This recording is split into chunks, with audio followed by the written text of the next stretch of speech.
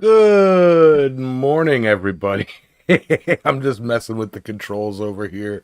Um, Full disclosure, I don't have my headphones on because I am all by myself today. Um, I believe Adam is still on his honeymoon and Alexis is at work and out in the sticks and can't be here. Um, There was a great production setup for today. We're going to be doing that next week, but for today, I got something kind of fun and goofy planned. Um, you know. Anyway, how y'all doing? It's a serious topic today. Dang it. To go with all this blue. First in, Stephen Parsons, Shane Lalonde, Ben Toombs. Oh man, Ben Toombs is here. Bort Gov, Jack Pines. Um, yeah, Trail Dust isn't here yet that I can see. Um, let me see. Rusty Hubcap, what up? What up? Paul Orchard. Uh, yeah, that's all of you guys. And then hello to all the lurkers, of course. Let me get a cigarette lit, and yeah, we'll bust out on the how's was yours weeks. And me being alone, like if anybody's got an interesting story to put in the chat, I will read it. And it will be featured on the podcast. Featured, but you'll be able to hear it on the podcast. Hey Jeff, how you doing?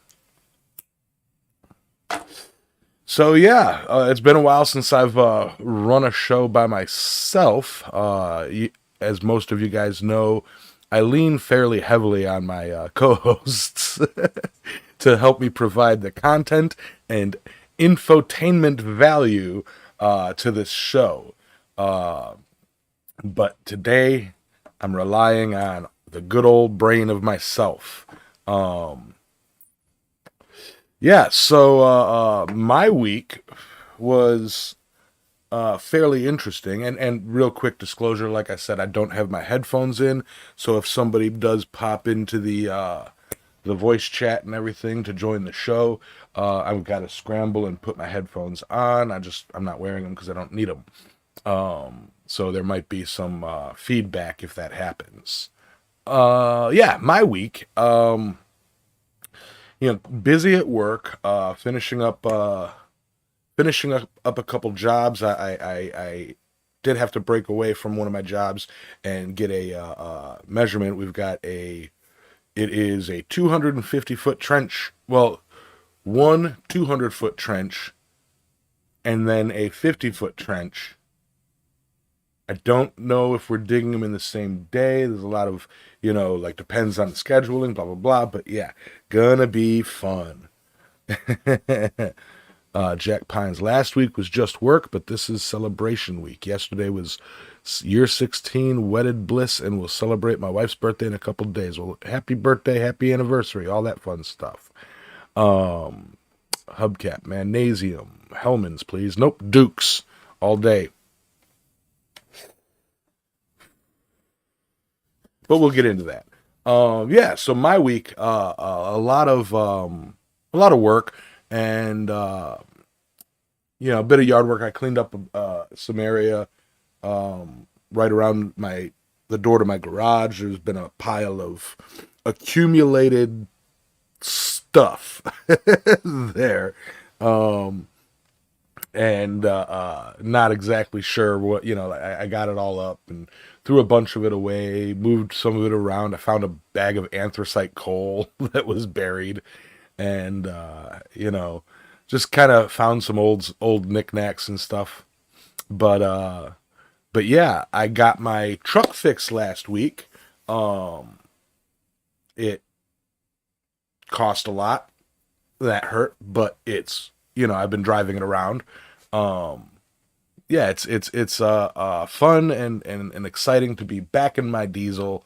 Uh, and I'm not looking forward to paying $5 a gallon, just to drive around. So, yay!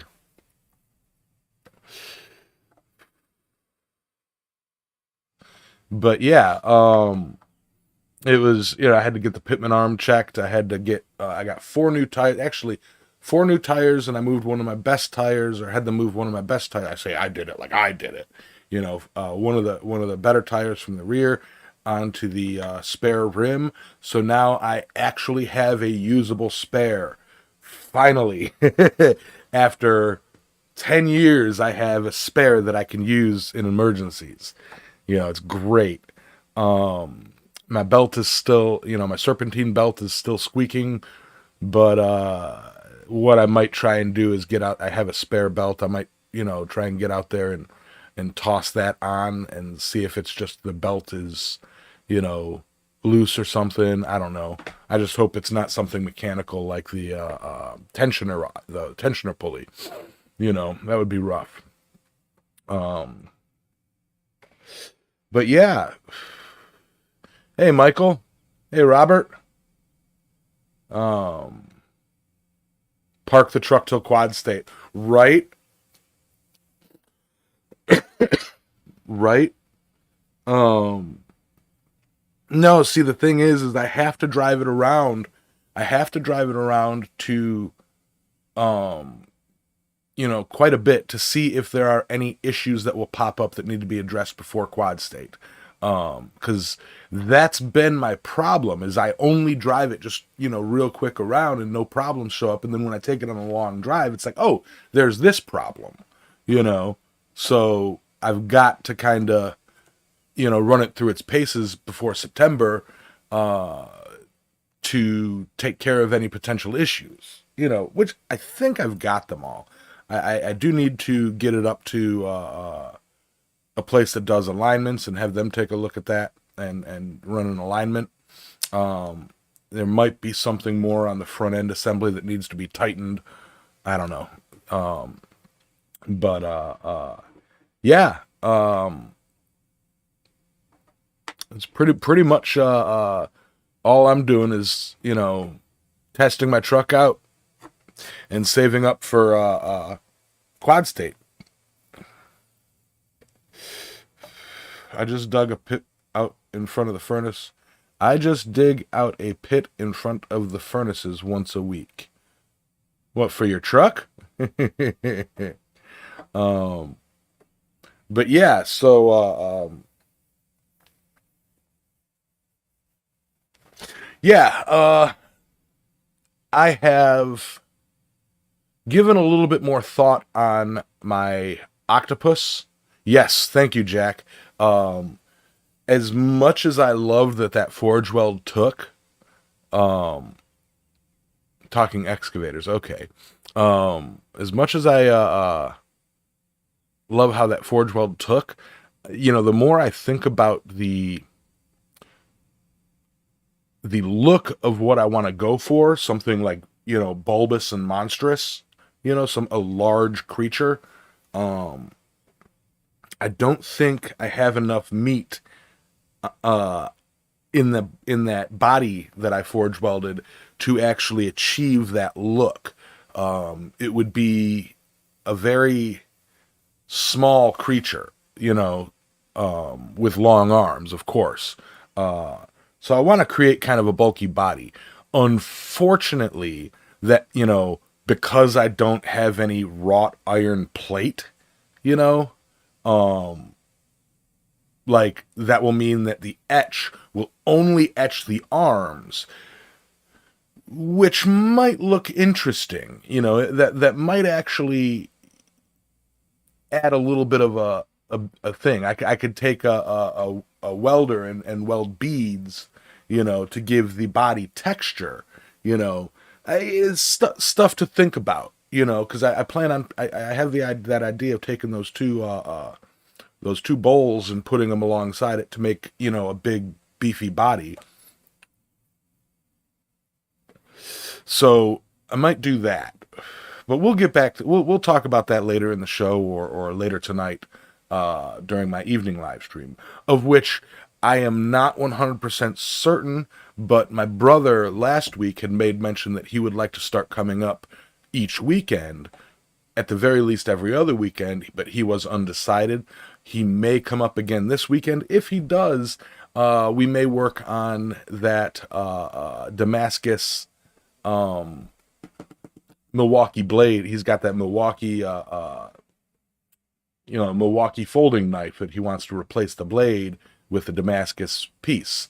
And, so basically it would be taking that bit of Damascus and, putting a design on it, forging it out and getting it to a good thing that could kind of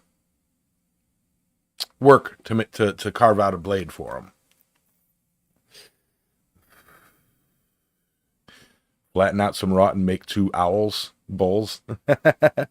Yeah, I thought about that, but I would basically need to take that 2-foot rod and fold it over into a big block and then flatten it out.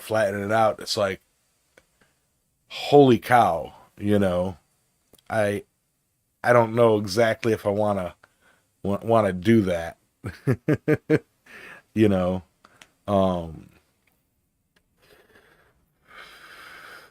And besides, I'm going to be having some stick welding lines on it anyway, so that may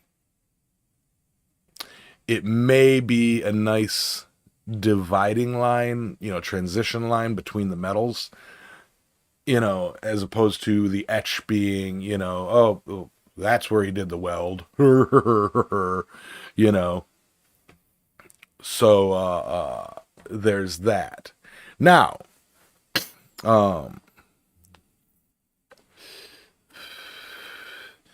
Alex, morning, y'all. Just checking in for a minute. Please enjoy a rare Yamez only stream. Busy out in the patch. Yep. I'm all by myself here today. Just beware again, if you pop in to the voice, I don't have my headphones on, so it will be feedbacky. What's up, Trail Dust? Welcome. But yeah, so on to the topic. I found a unique material, and actually, I'm gonna read about it here. Actually, I found 2 articles on it. So, yeah.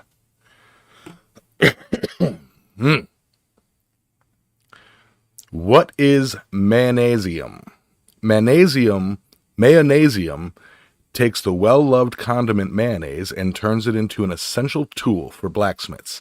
Despite the fact that the metal mayonnaisium is false, it can still be used to craft some pretty amazing things. Mayonnaisium originated as a joke among some popular online blacksmithing forums. Every day, more and more humorous comments were made about a new tool that blacksmiths could use for their craft. Eventually, the idea of creating a metal in honor of the creamy spread became a popular pastime to debate over. And just like that, mayonnaisium was born. So why create a metal out of mayonnaise? Well, it's simple. Just like any other metal, mayonnaisium is malleable, sturdy, and great for shifting into the desired shape. Unlike other metals, though, mayonnaisium stays solid for much longer when exposed to extreme temperature. Nothing melts this metal, not even a deep fryer. Moreover, because its makeup is mostly mayonnaise, mayonnaisium has the added bit of flexibility to it. Once it's crafted into its desired shape, it stays that way until it's deliberately changed. When a blacksmith using a hammer and anvil, talk about handcrafted. On top of adding flexibility to a project, the malleable metal naturally has the color of the condiment you know and love, a dull white, with a hint of yellow. It is the perfect background for whatever design the blacksmith wants to achieve. The color of mayonnaisium will not interfere with any design and can even be adapted with a special finishing agent. Sounds tasty. Yeah. Looking at its strength and ability to express one's craft, it is not difficult to see why mayonnaisium is quickly becoming a favorite for many crafters. Crafting this synthetic metal isn't as hard as other projects and can take your creative ideas to the next level. What is the connection to the Mayo Clinic? The struts and I-beams used in the Mayo Clinic are created out of mayonnaisium. Mayonnaisium is quickly becoming a material that many professionals and amateurs alike use to add it. The white phone. If you're in the market for a unique, complex blacksmithing material, one you may not have considered is mayonnaisium, the metal that is based off of mayonnaise. I like to layer my mayonnaisium in layers between my turkey on my sub for that Damascus effect. Absolutely. Mayonnaisium has been around for generations, although its actual origin is debatable. It was originally developed as a way to combine the versatility of mayonnaise with the stability of metal. The mixture contains a combination of mayonnaise, eggs, oil, and various kinds of vegetables, including onions, peppers, and spices. As a result, the final material is strong enough to be used by blacksmiths and has a wide range of uses, such as creating tongs, anvils, and other tools in forge work. My BLT wouldn't be the same without a little mayonnaisium.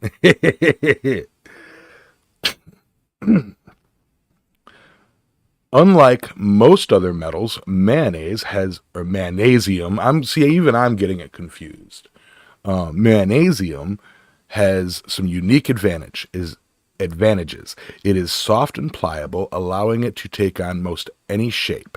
It is also heat tolerant, able to withstand the temperatures up to 435 degrees Fahrenheit. That means that it can be used for a variety of smithing methods, such as forging and hammering. And perhaps one of mayonnaisium's most unique characteristics is its distinctive aroma. The combination of the ingredients used to create it creates a distinctive smell that is almost like a mix of mayonnaise and garlic. Now, while mayonnaisium may not be an ideal choice for every project, it is proven useful in certain applications. For example, a blacksmith may use it to create a variety of intricate tools and fixtures. It can also be used for artistic projects such as sculptures or decorative pieces. On the downside, mayonnaisium is difficult to work with and has a tendency to break easily. It also has a short shelf life, so it won't hold up over the years. Still, if you're looking for something unique, it may be worth a try. It may not seem like it, but mayonnaisium can be useful and interesting material for blacksmiths. Its soft and pliable nature allows it to be used for many different tasks, and its heat tolerance means that it can withstand high temperatures.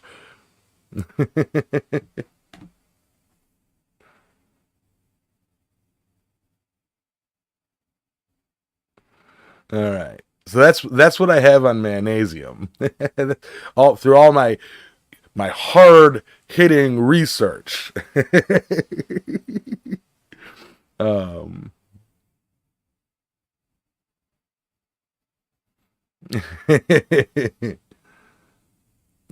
All right.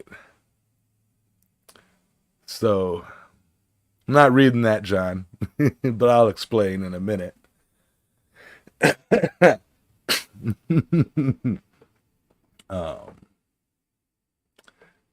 to ask Christina about her homemade mayonnaisium. We also put mayonnaisium on our fries over here instead of ketchupium. Ketchupium. Yeah, we'll have to look up ketchupium. I might be able to find some articles on that as well.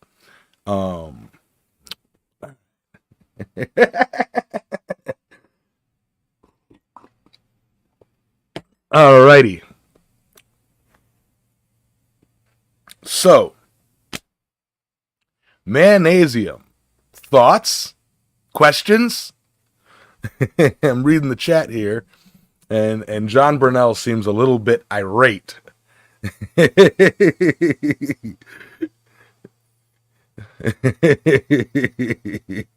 Yes, so Fritz sauce, my dad called it when I was a kid living in Amsterdam. Okay.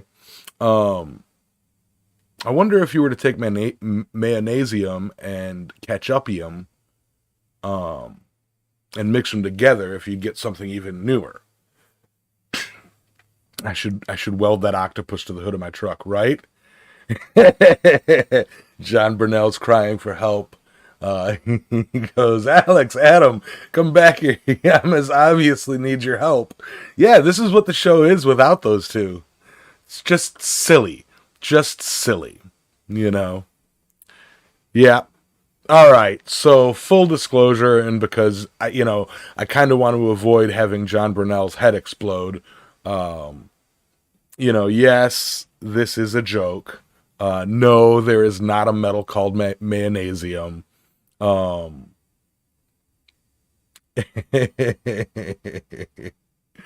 you know, however, we are going to, for today, act as if it is real, because why not? You know? So, no, it is because, as of recording this, yesterday was April Fool's, and I was, deeply saddened that today was not April Fool's, because yes, it's April Fool's postpartum day. um, oh, peanut butter! I should have done a peanut butter alloy. You know. um, but with Mayonnaisium, there are several different brands and different proprietary alloys with it. You have Hellman's Iron Works, you have Duke's Steel Works, and then several more local and regional chains, store brands, if you will. Most of those take on take the ingredients and the proprietary alloys of the main like Hellman's or Duke's. And for most blacksmiths do have that. It's like Chevy versus Ford. Like you get some blacksmiths. I only use Hellman's Iron Works. Or nope, Duke's all the way. If it ain't Duke's, it ain't real. You ain't. Some people are like, you can't forge weld with Duke's, and other people are like, oh no, Hellman's has superior strength. But it's really the same stuff. Um, but and that actually was a bit that I've read, that I had written and wrote and read. So, I feel like yes, and then the miracle whippium. That's just Mayonnaisium plus time. No, you don't use Mayonnaisium like borax. It welds wonderfully to itself. Okay. It also forge welds well with other condimental alloys, such as ketchupium, srirachium, mustardese, or yeah, mustardese. you know, Baconasium or Baconascus. Yeah.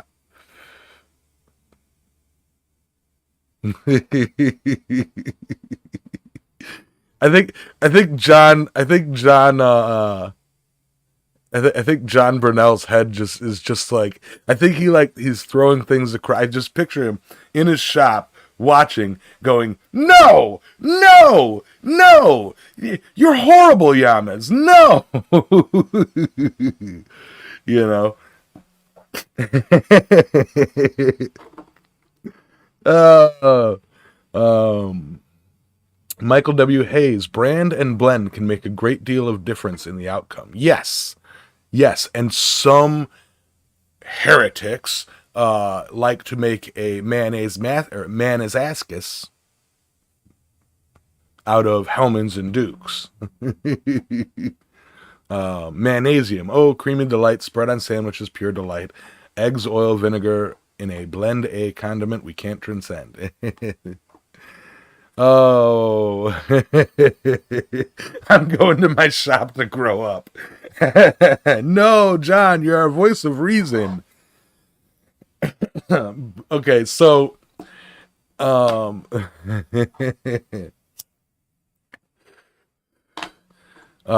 yeah, all right. Enough of the goofiness and more on the making of this episode.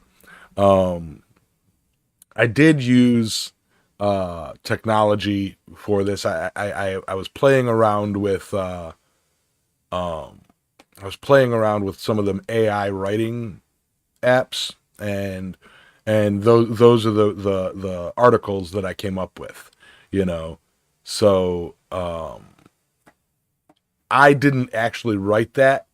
I wrote prompts, and I had artificial intelligence, write those for me. Now, what I'll probably do is publish those and win a hot dog peace prize.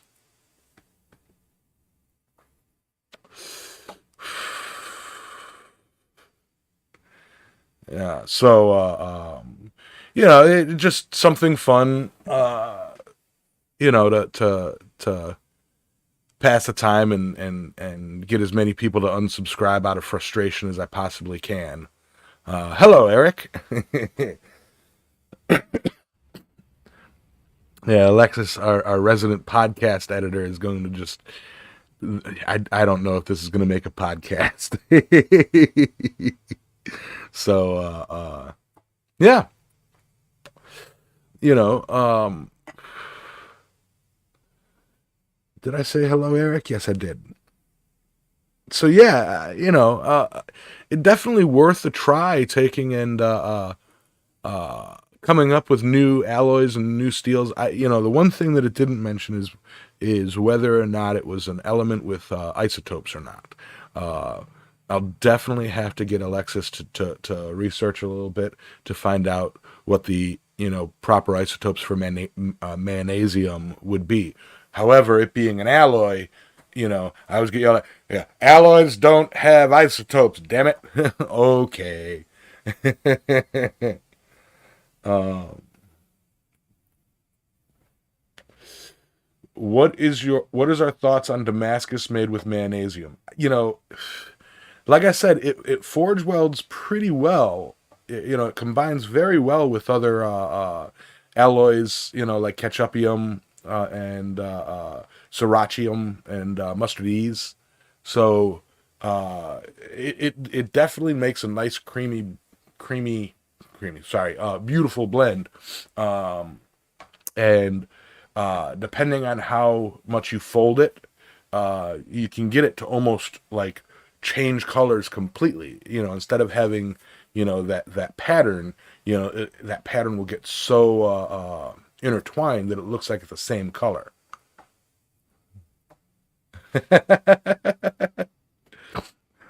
Steve, no, stay.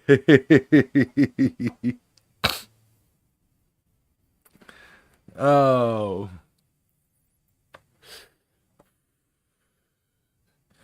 All right, show of hands. How many people did I annoy with this goofy little story? You know, I really, really thought that you guys would just, jump in, and a lot of you guys did. I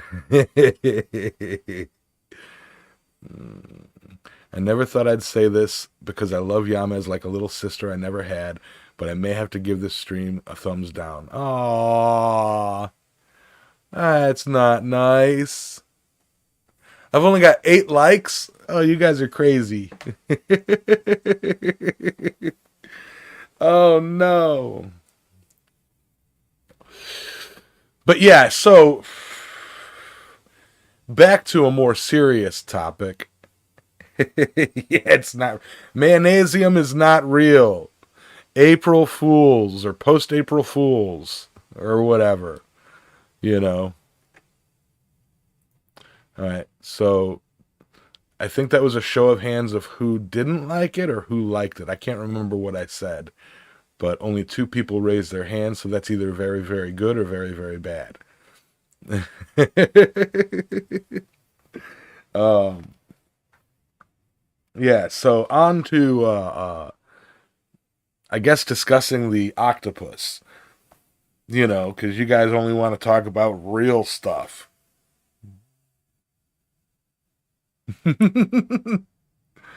Oh, John, you're crazy. Did anybody notice he was more worried about the thumbs down than me calling him my little sister? Yeah, John, I hear you. Now, on to more serious stuff. Stop talking about how bad I did talking about a fake material for April Fools. You guys in the chat are so mean to me sometimes. if I'm not on point, on topic, sharing blacksmithing only related, metallurgical science related topics, you guys just, you revolt. You revolt, you know. Like it's almost like you guys turn on me. It's like, no, I'm losing subscribers. But okay, so let's try and drag this more into the realm of let's go party. I mean, real stuff, real talk.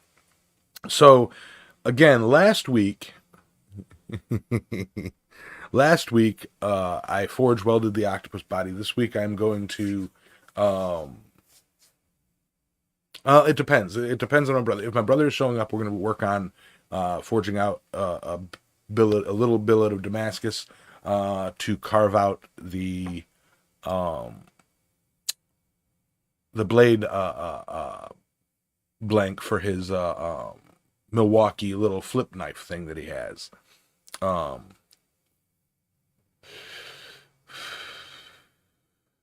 And so yeah, at this point I have the octopus mostly done. I've got the arms all finished up. I've got got to do a little bit of cleanup on them. I've got to spread the arms and work on the mouth or the central piece. One thing that I had thought about doing was getting one of those handheld induction heaters for loosening bolts. I've seen these things, and I see them on Amazon for like $200 or less. And it's like a wand with the induction coil on it, and I think that would be really cool to grip the body in a vise and move the arms down, or move the wand down the arm and heat it up and then bend it, without having to rely on my torch, So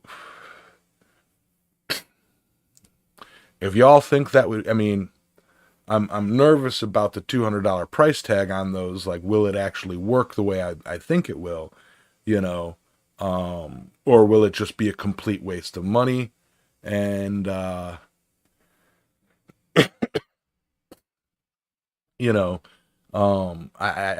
see the induction forges that everybody else has, and they're these big, like, microwave sized boxes with these, with cooling coils and circuitry and all this stuff. And this little handheld thing it's about the size of a thermometer. It's tiny, so it's like, is that enough, or is its like duty cycle gonna be freaking teeny? Like, will it actually work the way I need it to? And at its price tag, it's a strong debate, because if it does, freaking awesome. It opens up a whole lot of flexibility in future projects. I think them handheld induction units are slow. Remember how often you actually use it. Yeah, see, that's the wonder is can I take and heat up an area, get it to bend, and then move it to another area and get it to bend, or would I be able to, like, wand it across the whole a whole section and let it heat the whole thing up, or am I not allowed to or not able to move it? Like it's one of those things where it's if I had a spare $200, I'd absolutely get it and try it. But it's if it works, it will be an invaluable tool. If it doesn't work, it would be a complete waste of money. You know. Morning, Xavier.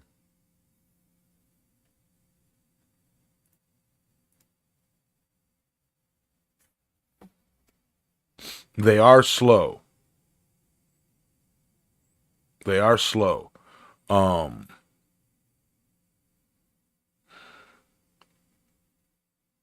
See now here what I'm wondering here's my debate with it is oxyacetylene with my rosebud is fairly expensive. You run through that gas fairly quickly. Jeff Killian. That's a good idea. If anybody has one, that is willing to ship it to me so that I could try it, beforehand, and send it back.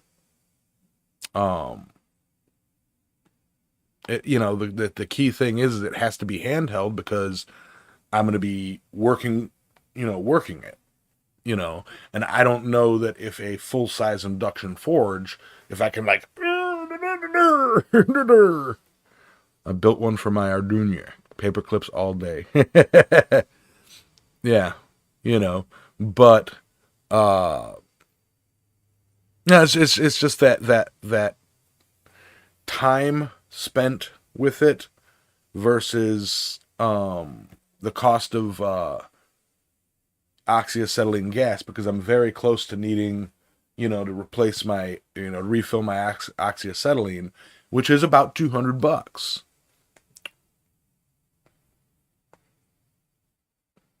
So even if it takes 3 minutes to warm up one nut, it is good if you're a mechanic and you do it as a last resort versus you trying to heat large areas. Yeah, I suppose. So yeah. Hey, Mr. Pekka. Um, so yeah, it ultimately becomes a question of time versus uh yeah.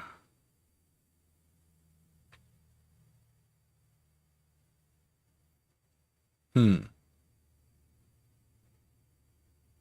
Are we back on the mayonnaisium again? Not yet, Jack. We'll get back to it. um, but yeah, no, a propane torch. You know, I have wanted to get a long arm, um, or a long arm. Uh, what is it called? The tube. Basically a handheld torch with a line that runs to a larger tank. Um, you know, oh, oxypropane. No, no, I'm set up for oxyacetylene, and to get a whole new setup. You know,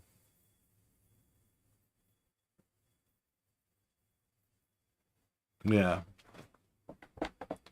but maybe one day I'll have an additional, like I have 100-gallon tank, but I'm not certain if it would need to be recertified, I believe, um, or traded in, which would be quite expensive. Um, but yeah, um, I don't know. I've weighed the pros and cons. I remember back when I decided to bite the bullet and spend some money on an oxypropane setup. I did get the tanks for free, but when I bit the bullet, I did some research and did opt for oxyacetylene. Um,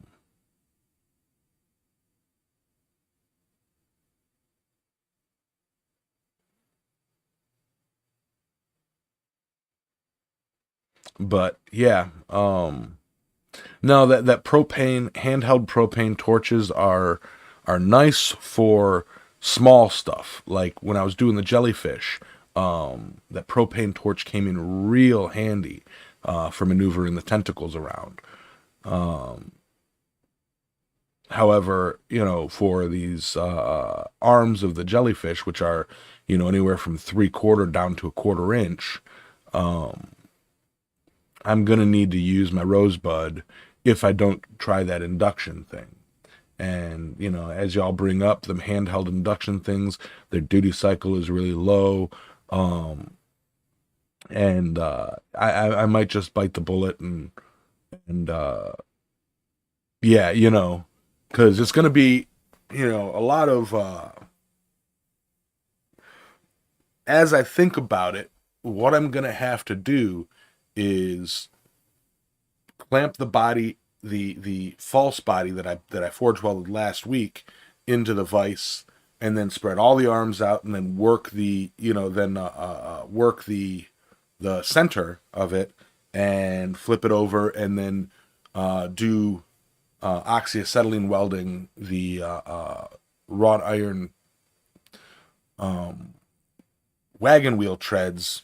I gotta hammer those out, and if Josh doesn't show up tonight, that's what I'll do tonight, is take some tread or some wagon wheel tire and flatten it out, lengthen it, flatten it, to make it a thinner sheet of wrought iron, so that I can cut those into 7 triangles, and use those as the oxyacetylene weld, gas weld those on as the webbing.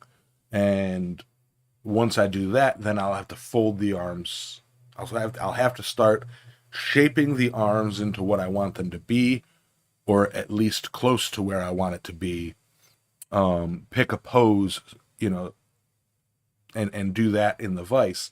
And then once it is posed correctly, then I will have to cut and do build the body around it.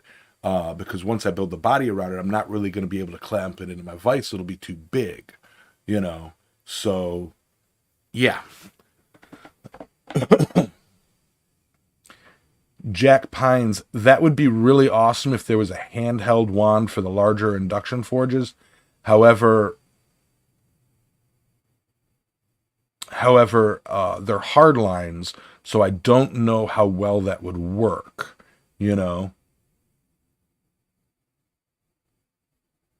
I think that the handhelds would be so slow that you will get an area heated when you move it will heat so slow the area you just let will cool. Yeah. Now, somebody who has an induction forge, as I or knows induction forges, as I understand it, those hardline copper tubes are basically running coolant through them. So unless there's some math I don't know, couldn't you? No, because it's coolant and current running through it. The only way I can think to make a flexible handheld wand would be to use rubber tubing to keep the coolant going, and then like a braided wire to each end to connect the to allow the current to pass through. It's the only way I can think of doing it, But then you'd have to insulate a grip so that you're not grabbing onto something electrical while you're standing on the ground. Yeah.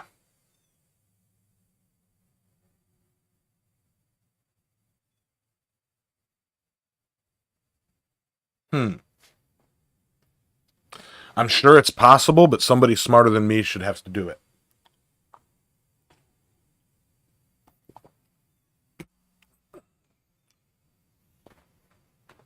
Run power and cooling lines through the torch. Speaking of MIG and TIG and all that stuff, one thing I was looking at, because when I pulled out money from crypto to pay for my truck, I was like, "Ooh, I have all this money," and I was looking at getting that Harbor Freight Vulcan welder, that big awesome one. Used to be around $700. Now it's like $1,200, and it's like But you set the steel and then you run it, and I'm assuming the gas hookup for it, you would just use what, carbon dioxide as the inert gas.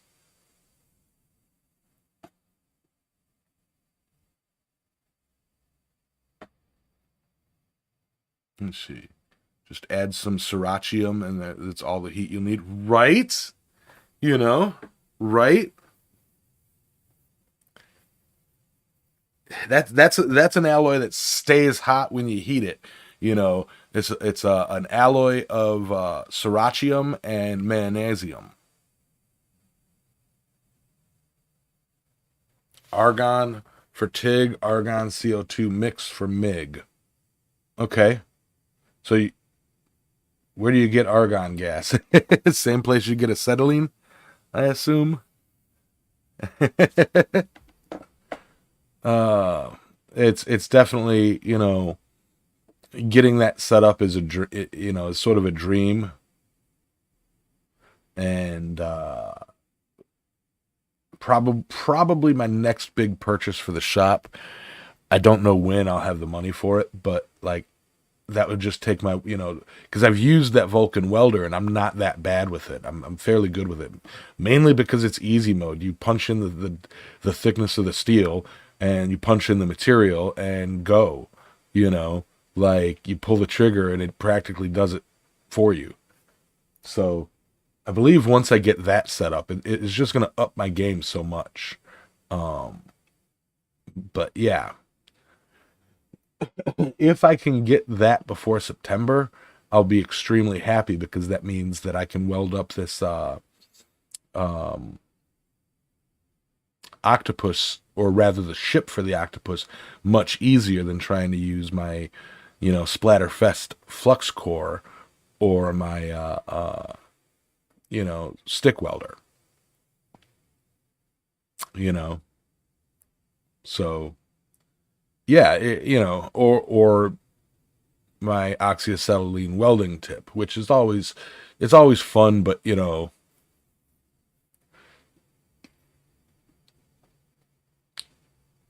okay. Robert Lonis, I put it on manual mode, though I find it screws up a lot on the easy mode. Now, yeah, John, I use my for that entire jellyfish sculpture. I use my acetylene torch. You know, I have a couple different welding tips, um, but yeah, and I plan on doing that with the when I do any wrought iron welding for the octopus webbing for the body. So yeah, just things to consider and things to think about for me. And I knew this was going to be a short episode. I can only talk for so long. Y'all are like, no, you can talk for hours. Um, and if y'all notice, I've got a new shirt. I went ahead and sprung for a really nice shirt. And yeah, it's comfortable. It's 100% cotton. It'll get more comfortable the more I wear it. And this is going to be my new Sunday shirt. I know it tints the whole screen blue, but, what are you going to do? Those of you listening on the podcast obviously can't see it, but it is a blue print shirt from Indonesia. Now, um, we have just enough time for our final thoughts on Mayonnaisium.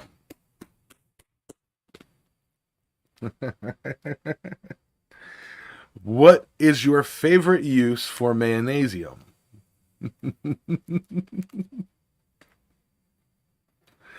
uh, Now, my final thoughts for the day are, you know, I'm glad y'all can have a little bit of sense of humor and come with me on these, ridiculous uh,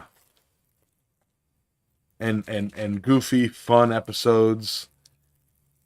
So, get used to it. April is a goofy month, so we're gonna have some goofy stuff. It allows us to stretch our creative minds, and come up with some real humdingers for your entertainment. It adds brightness to any Damascus or Kumai. Its best use is to clear out a live stream, I tell you.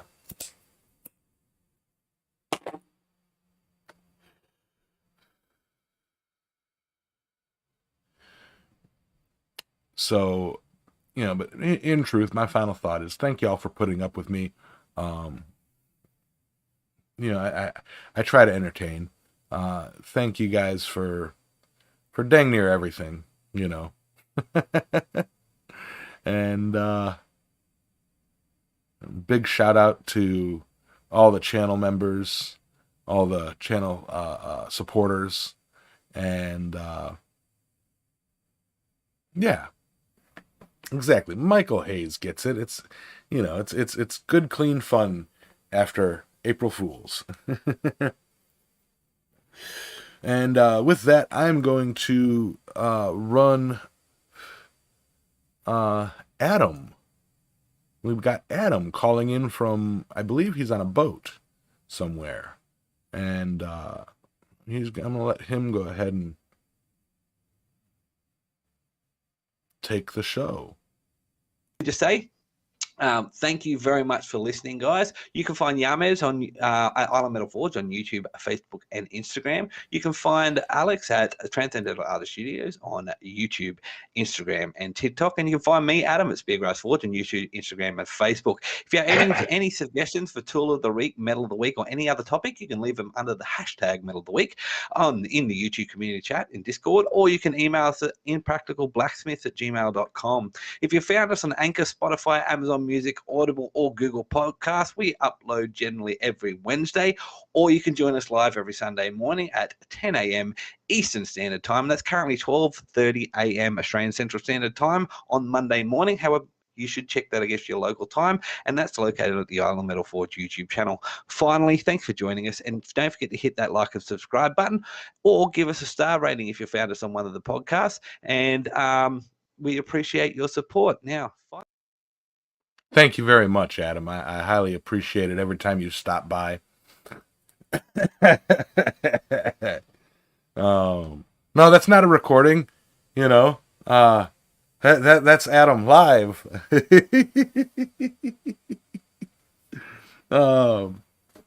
But yeah, so well, that's really all I got. I hope you guys have a wonderful day. Get out there in your shops, do something creative, and just have fun with it. Wear your PPE, and yeah, I'm gonna go continue with some yard work. The wind died down yesterday. It was 42 miles per hour wind. I was like, I couldn't get anything done. All right, guys. Y'all have a wonderful day. And get on it. See y'all in a few hours.